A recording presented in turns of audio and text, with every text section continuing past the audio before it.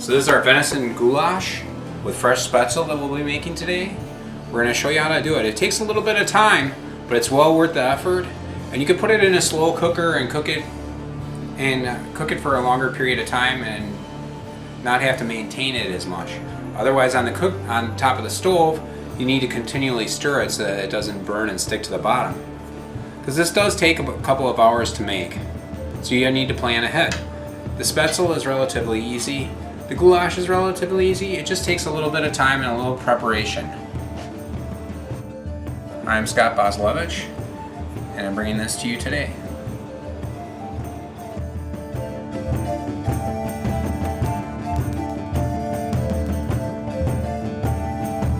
You won't believe how great you can cook wild game. Well, I'm starting here with a venison top roast. And we're going to make Hungarian goulash out of it. It's a nice dish. We're going to cube it. But before we do that, we're just going to take any little bit of silver skin off that's left. So it would make it tough. It's really easy. You just take the knife and you run it right underneath the fat. And you hold it up and the knife will go right underneath and take it right off.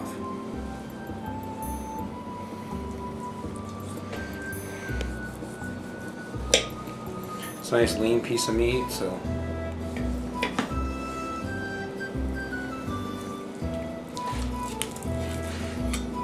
a little bit of silver skin. See how the silver color is in there? That's why they call it silver skin. If you leave that on, it'll make it really chewy.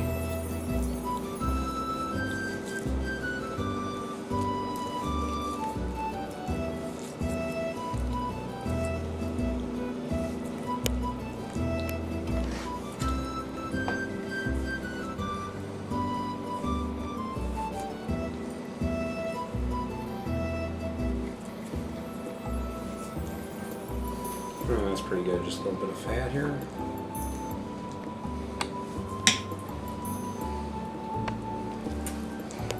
It helps too is that our roast is slightly frozen. It's not frozen solid, it's just got a little bit of temper to it. It'll be easier to cut.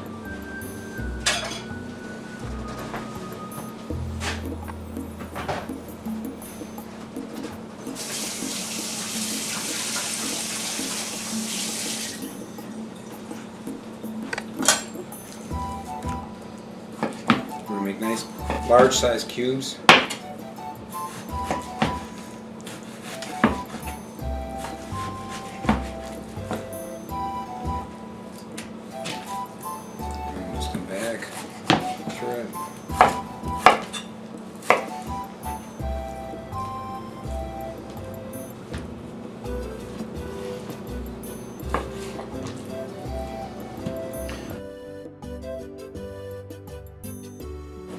This is a moderate recipe. It takes a little bit of time to cook, but the reward is all in the end. And the great flavor of the goulash.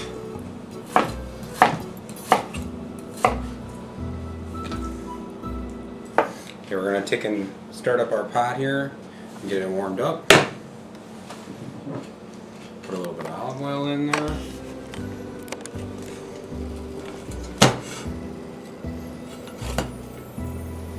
You want to put enough oil in there so that your meat isn't going to stick to the bottom. And we're going to add a little bit of flour later on to make a roux to make it thick.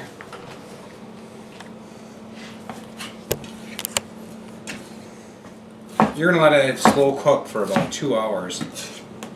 So when you're out hunting, it can be cooking away and come back for lunch and it'll be all ready.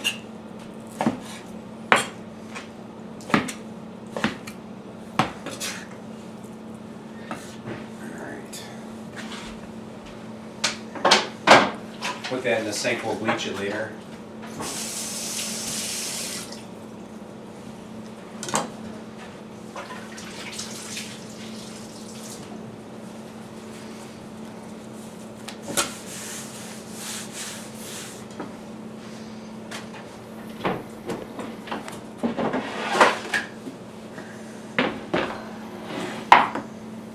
Okay.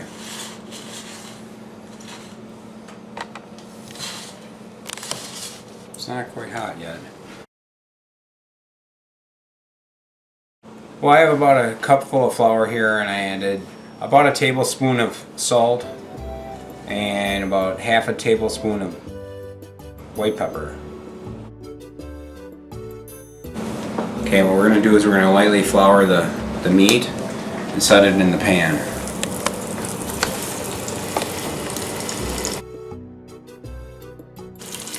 Well, see in the pan how it's bubbling? That means we're good. If it wasn't sizzling, if it hit the pan and it wasn't sizzling, it's not quite hot enough.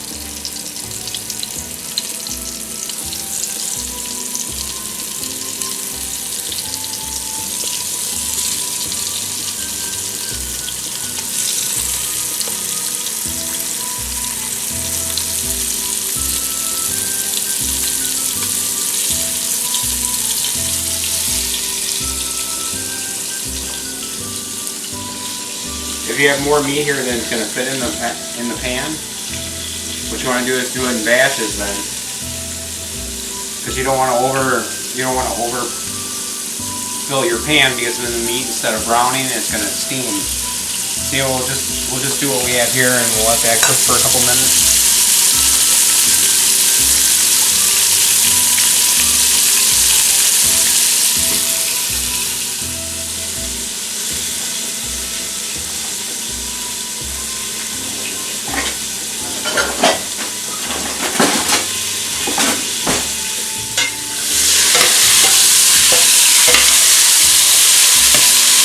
Yeah, that's starting to brown up nice.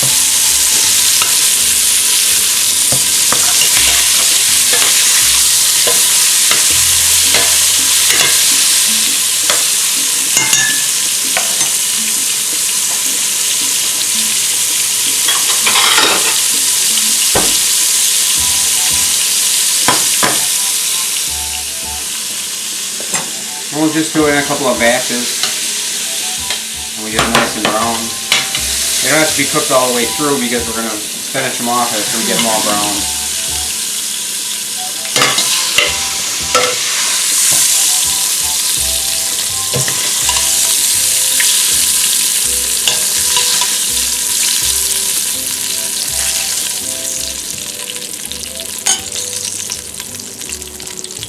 You can just continue with more. Being careful that the oil doesn't get too hot, because you don't want it to burn. The little bits and pieces in there are fine, they're going to add to the flavor. But as it gets hot here, we probably want to turn it down just a little bit. We have a medium heat now.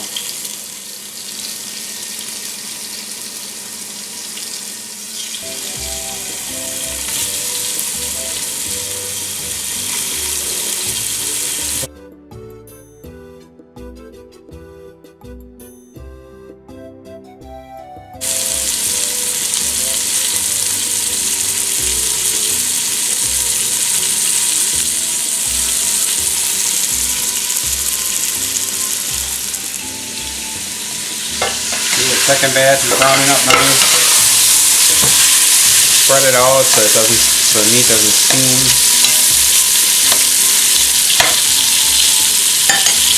While that's cooking, we're going to cut up some onions for this. We'll julienne them.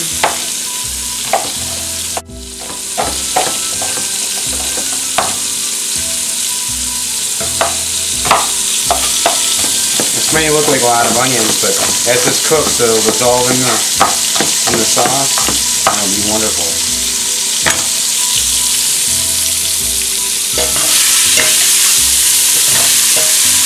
The rest of the meat is nice and brown. We're going to add the onions.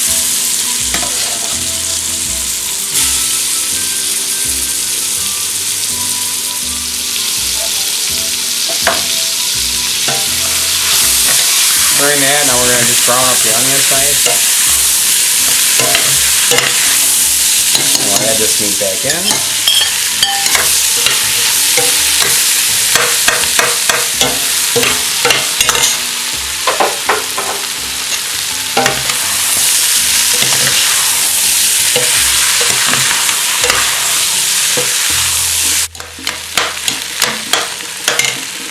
Now what I like to do is I like to start seasoning it. And put just a little bit of oregano in.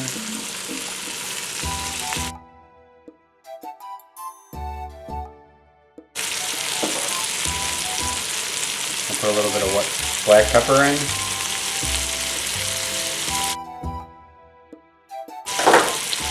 It's a good idea to pour the seasoning on your hand. That way if too much comes out of the shaker, you're not pouring it right into your food.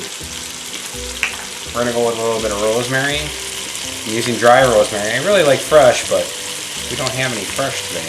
So what I'm doing is I'm rubbing it to get the herb to release the oils, so it seasons up our food. We're gonna go with smoked paprika.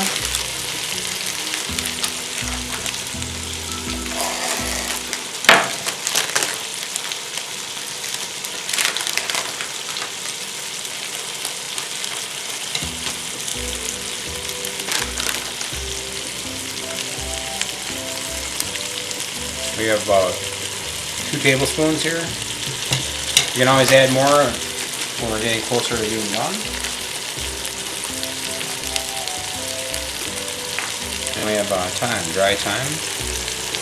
We have about a teaspoon. We're going to rub that too to get the seasoning to release its flavor. So you can already smell it.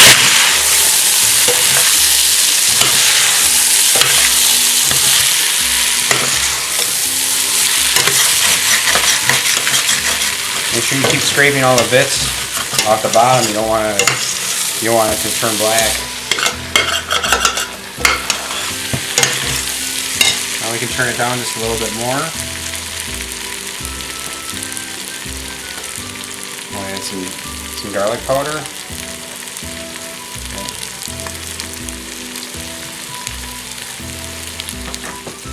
Now I have diced tomatoes here.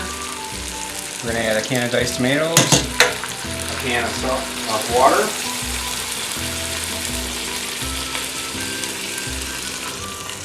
let's make that 2 cans of water.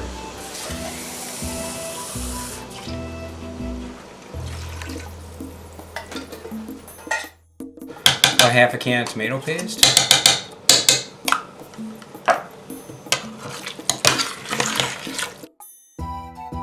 The liquid in the pan needs to just cover the meat. It'll reduce and it'll get thick as it cooks. What we're going to do is we're going to put that on a back burner here.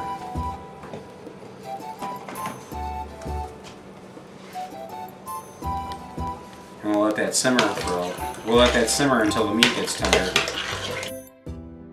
Keeping an eye on it that it does not get too thick and start sticking to the bottom of the pan. Because if the liquid reduces too much, it'll dry up and start sticking to the bottom of the pan.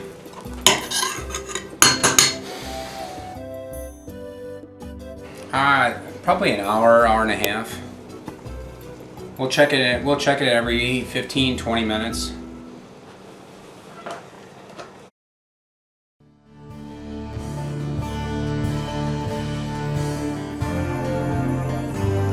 We have our homemade spetzel.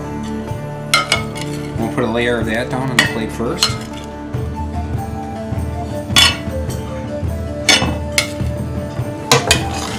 We'll take our Hungarian goulash made with venison. We'll just pour that right on the top. Boy, anybody be happy to get that for dinner. Smell that aroma. I'm Scott Boslevich.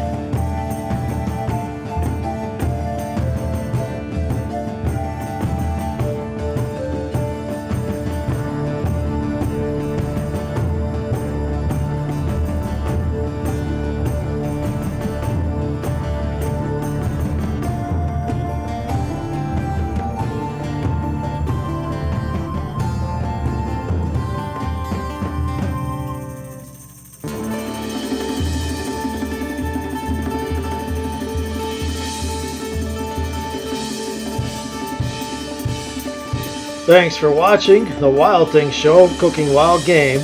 This is Rich McNutt. Enjoy.